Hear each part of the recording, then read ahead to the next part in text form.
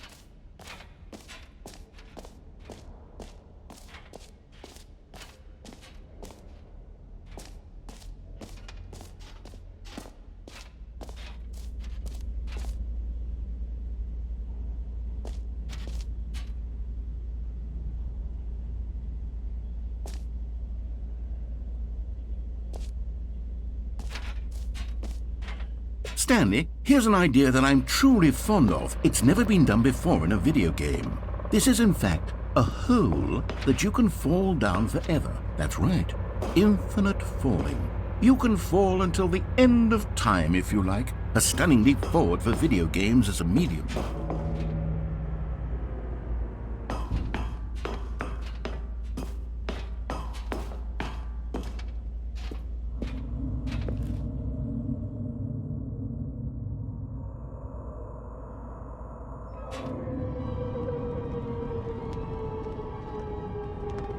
You see, isn't it wonderful?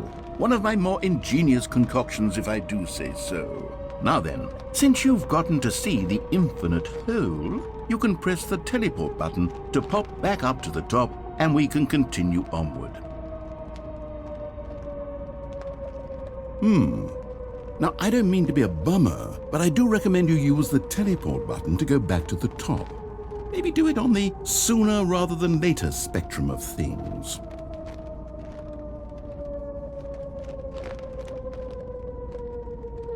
Okay, Stanley, I don't know quite how to say this tactfully, but it's possible that I slightly exaggerated the infinite nature of the hole. Is it a very, very deep hole? To be certain it is. It's an extremely deep hole. I don't want anyone to say that it isn't an astonishingly deep hole. It is. Is it infinite? Well, that sort of depends on your definition of infinity. From one perspective, the infinite is merely philosophical in nature. It's more of a... Okay, well, good for you. You found the bottom of the hole. You found me out, Stanley. I'm a liar and a cheat, and you're so clever. Look, I think the issue here is just that you're unusually fascinated by falling. What normal person actually wants to fall infinitely? I figured the hole was as deep as anyone would actually need. Don't you put this on me. Maybe you're the problem. Look, things got a little heated there. I think we both said some things we didn't mean. Why don't we just put all this behind us and agree to just call the hole mostly infinite? If that works for you, Then go ahead and press the teleport button to warp up to the top of the hole and we can move on. I'll just be up here when you're ready.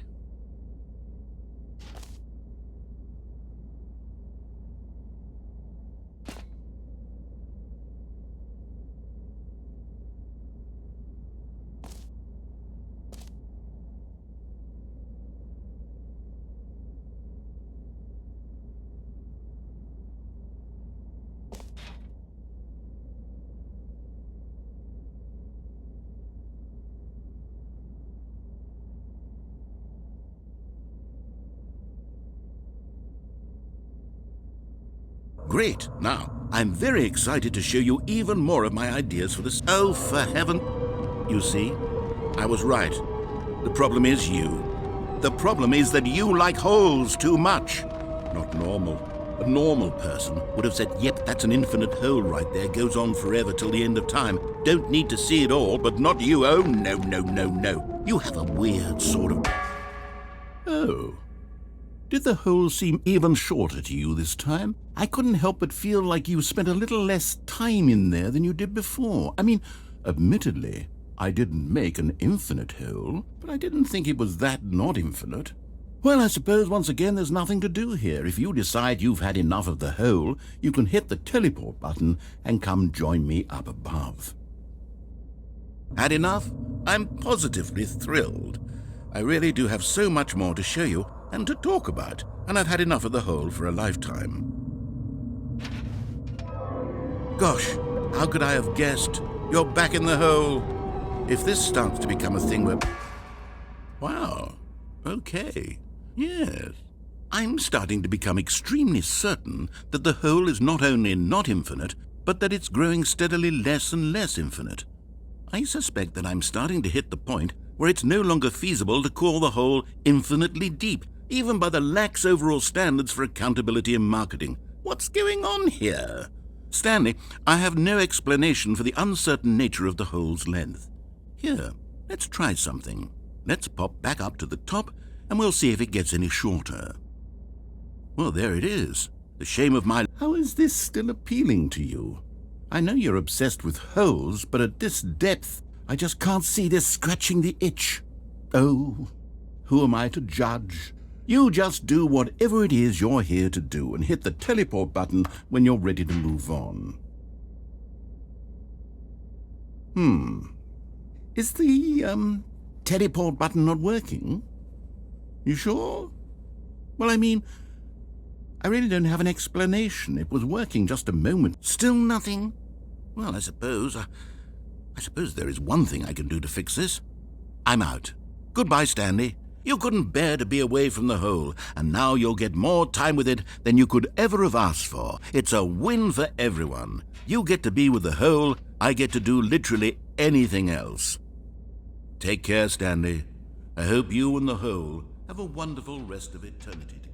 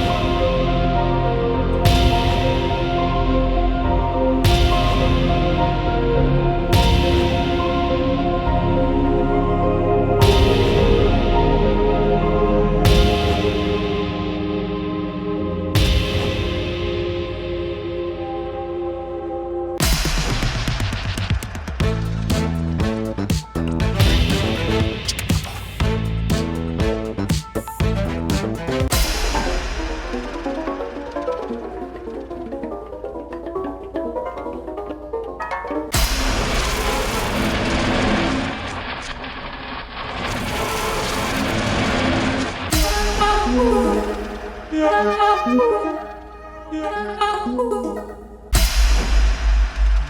head's stronger. Now you're no longer using up this space of mine.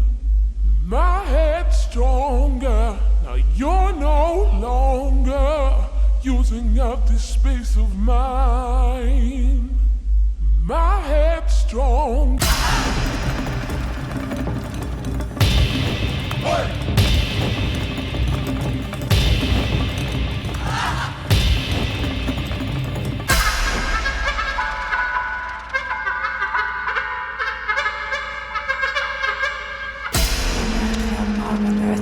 Afsluiten nu stuurt die waar dat ik stond verweerd nou die is de mout dus naar eerste bed in de zulp schikken echt wat met er als het serpes in de zo manier veel was er heel en maar heel lezen.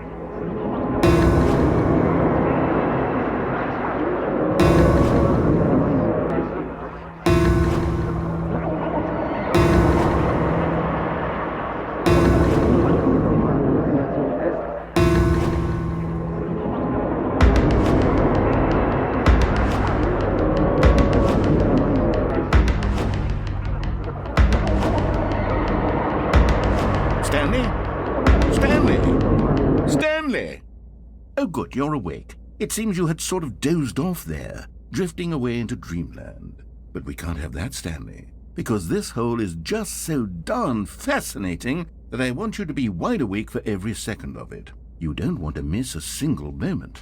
So how about if I just pop in from time to time and wake you up to keep you really, truly focused on the hole?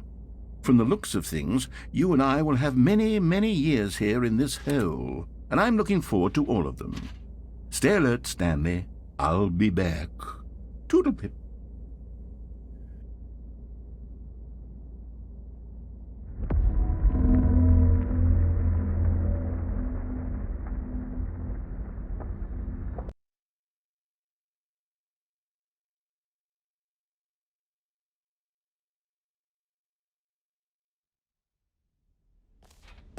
Here we are. Go on, try out some of the new features.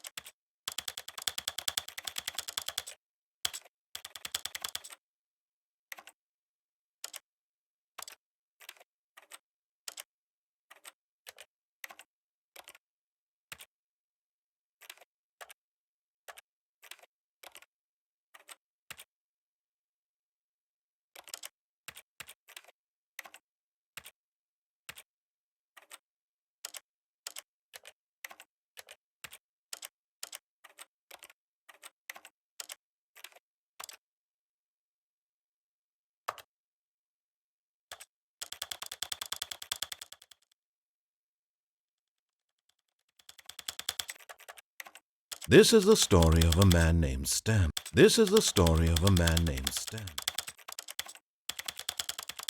This is the story of a man named Stanley. This is the story.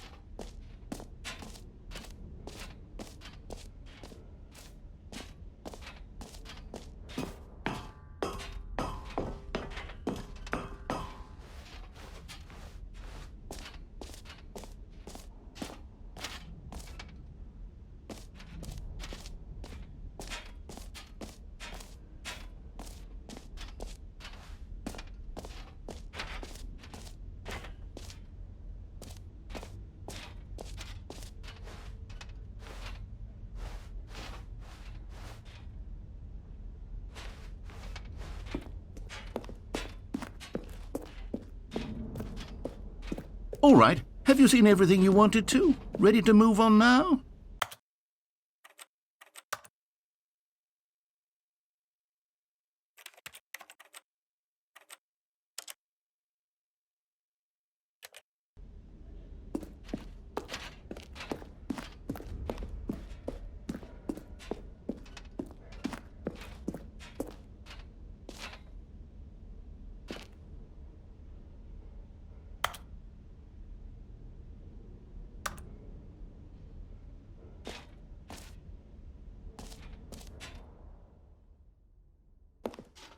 So, Stanley, what do you think? Do you like all of the new features? Yes, I know it's not exactly clear yet how exactly these features will come together as one single coherent video game, but I can feel it in my soul. It's going to work. There's definitely a good game in there somewhere. Say, let's do an experiment. I'll arrange these new features together, and we'll see whether or not it coheres into a meaningful gameplay experience. Okay, are you ready? Here it is. I give you the Stanley Parable 2.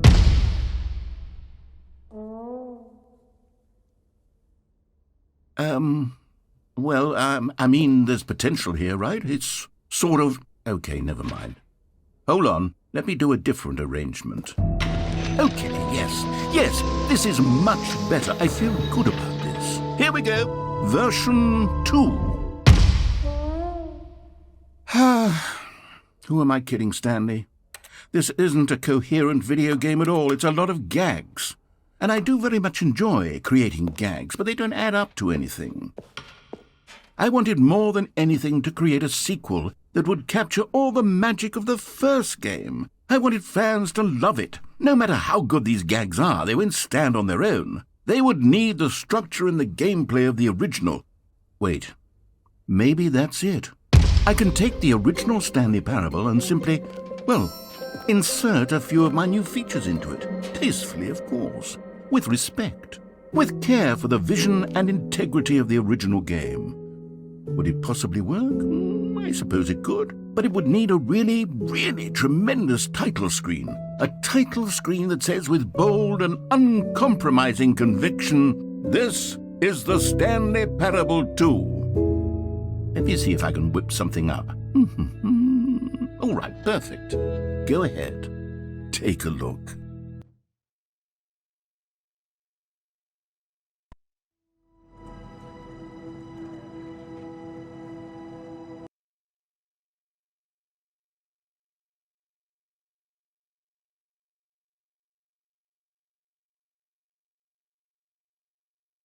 This is the story of a man named Stanley. Stanley worked for a company in a big building where he was employee number 427. Employee number 427's job was simple. He sat at his desk in room 427 and he pushed buttons on a keyboard. Orders came to him through a monitor on his desk, telling him what buttons to push, how long to push them, and in what order. This is what employee 427 did every day of every month of every year. And although others might have considered it soul-rending, Stanley relished every moment that the orders came in, as though he had been made exactly for this job. And Stanley was happy. And then one day, something very peculiar happened. Something that would forever change Stanley. Something he would never quite forget. He had been at his desk for nearly an hour when he realized that not one single order had arrived on the monitor for him to follow. No one had showed up to give him instructions, call a meeting, or even say hi. Never in all his years at the company had this happened, this complete isolation. Something was very clearly wrong. Shocked, frozen solid, Stanley found himself unable to move for the longest time. But as he came to his wits and regained his senses, he got up from his desk and stepped out of his office.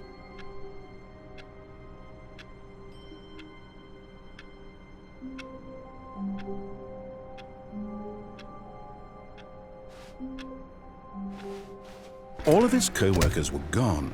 What could it mean? Stanley decided to go to the meeting room. Perhaps he had simply missed a memo.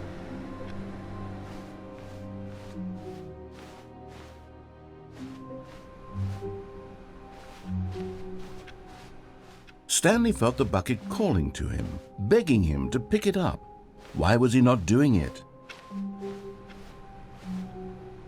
Stanley picked up the bucket.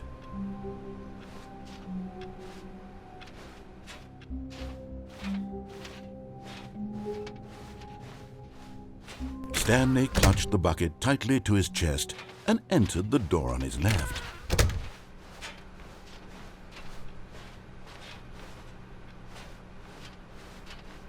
Still no one was here. Stanley needed the bucket's warmth and comfort now more than ever. Perhaps his boss's office was where he'd find answers.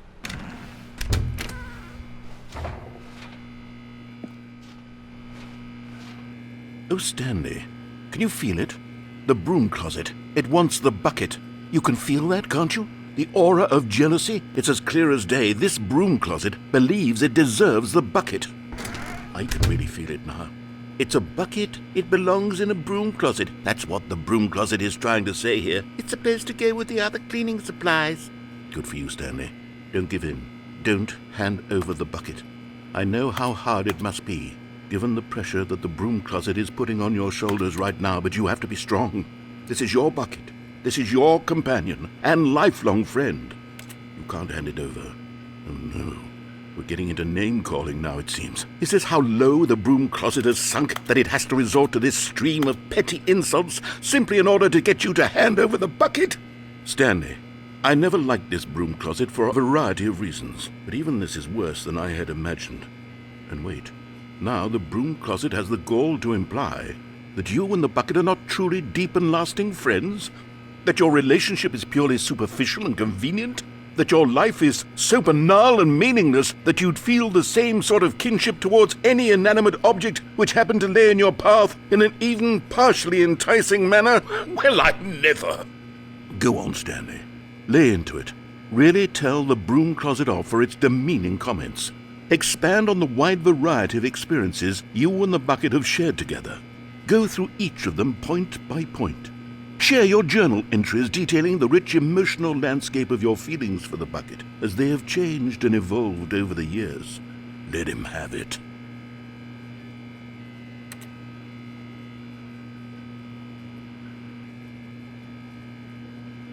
Okay, I've got you something which I think will help settle this debate once and for all. Here we go. There. Now it's settled. No more debate, no more discussion. Take a hike, broom closet, with all your meandering philosophical diatribes about the nature of cleaning supplies and their relationship to broom closets in the natural order of things.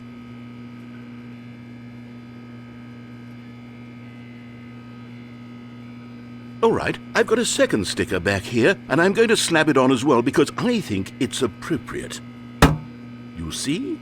I feel that it works because the sticker is also a bucket. That way, if you're ever unsure whether the thing you're holding is a bucket or not, you can look down at this sticker and say to yourself, "Ah, it's a bucket." There really is a wide variety of applications for this sticker.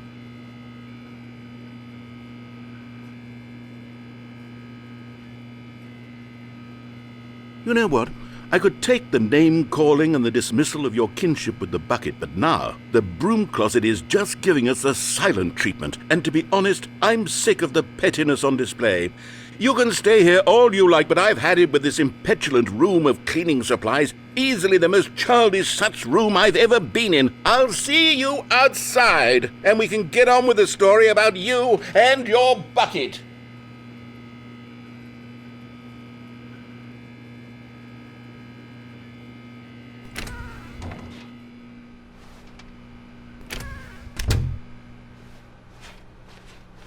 Coming to a staircase, Stanley and the bucket walked upstairs to the boss's office.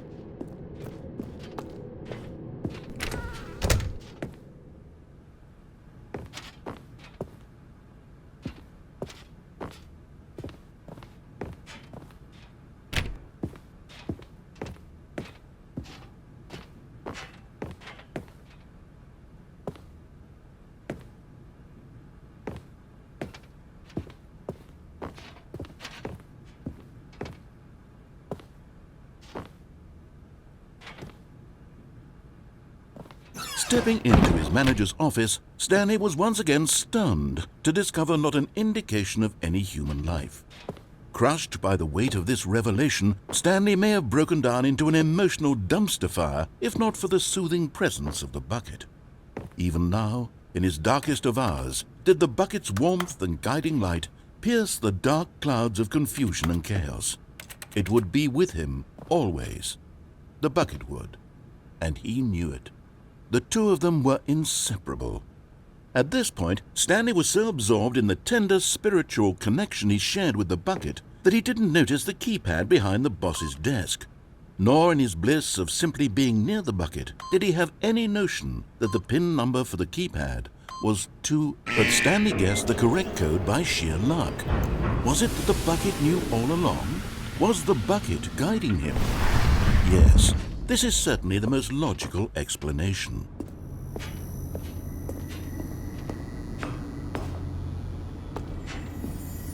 You found one of them. One of the miniature Stanley figurines. Remember, no reward for collecting all of these, only the intrinsic pleasure of a job well done. You can't buy that sort of happiness, Stanley. God knows I've tried. So, I implore you to savor each and every moment you come across one of these beautiful figurines.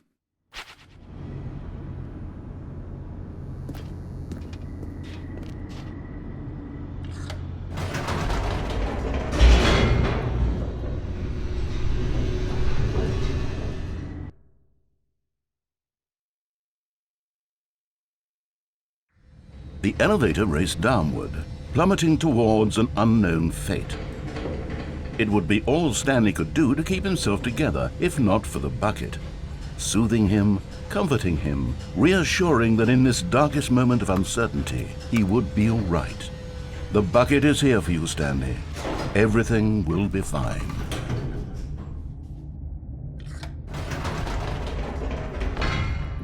Wait, Stanley said to the bucket. Can we go back up?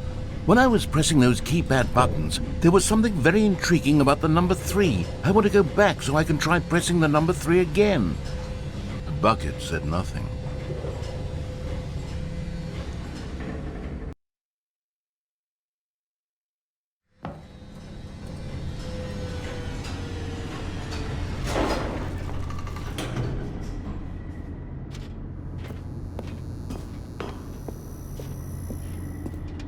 "Here we are," said Stanley. "Now I'm going to try out that number 3 button." He took the bucket over to the keypad and began absolutely slamming on the number 3 over and over and over. "Wow," he said. "The number 3 is such a special button. I'm having the time of my life." Stanley looked expectantly at the bucket, but the bucket remained silent. This was a shock to Stanley, who had always felt such a connection with the bucket. How was this not as exciting to the bucket as it was to him? Once Stanley had had enough of the number 3, he got back in the elevator.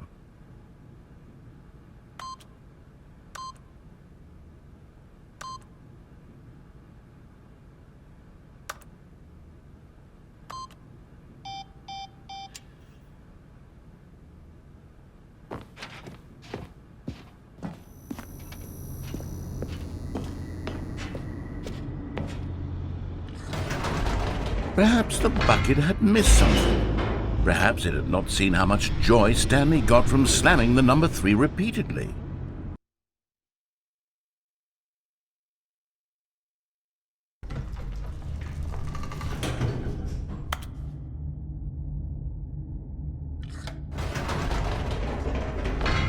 No, said Stanley to the bucket. "You can't go on yet. Not till you understand how much the number 3 means to me. You and I have been through so much together, and I just want you to see what I see. Feel the happiness I feel." He smiled at the bucket, and the bucket said nothing.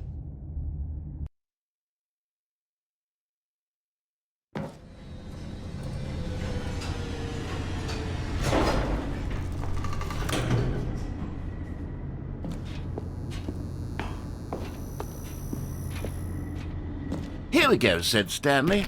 "This time I'll really show you." He ran to the number 3 and began to wail on it like a musician on a beloved instrument, weaving a concerto of truth and passion. He wielded the number 3 like a fine artist would wield a paintbrush. He told stories through the number 3, stories of his dreams and hopes and fears, and the whole time he looked to his bucket for a reaction of some kind. Anything to let him know that the bucket appreciated what he was doing. The bucket conveyed absolutely nothing at all, only silence. Crushed by a wave of dejection, Stanley returned to the elevator.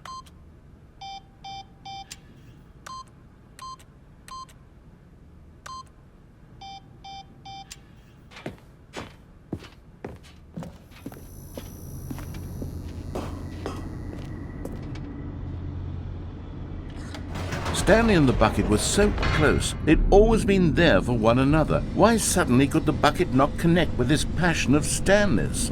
The question caused Stanley to ruminate the whole way down the elevator. He knew that there must be a way to get through to the bucket, to communicate fully with his dear friend. Surely there was a solution, mustn't there be?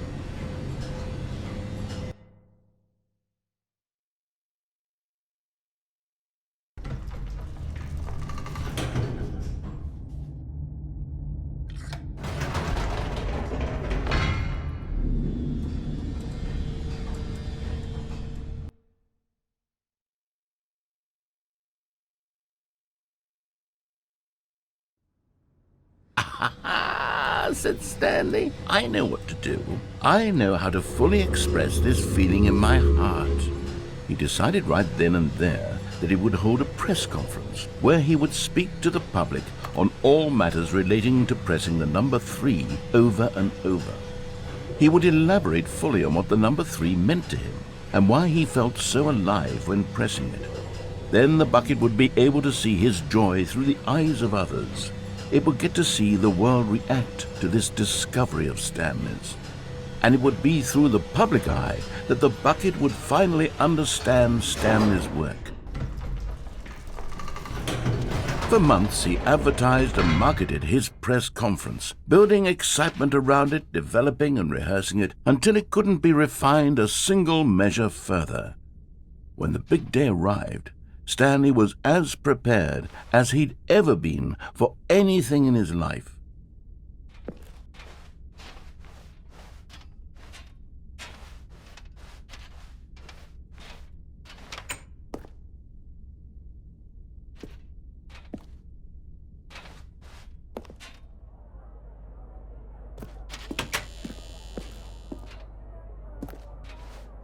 This was it.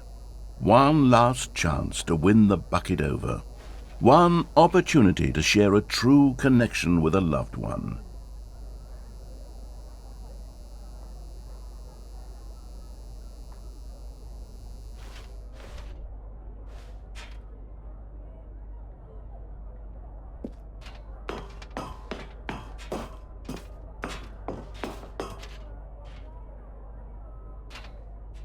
There was no one here.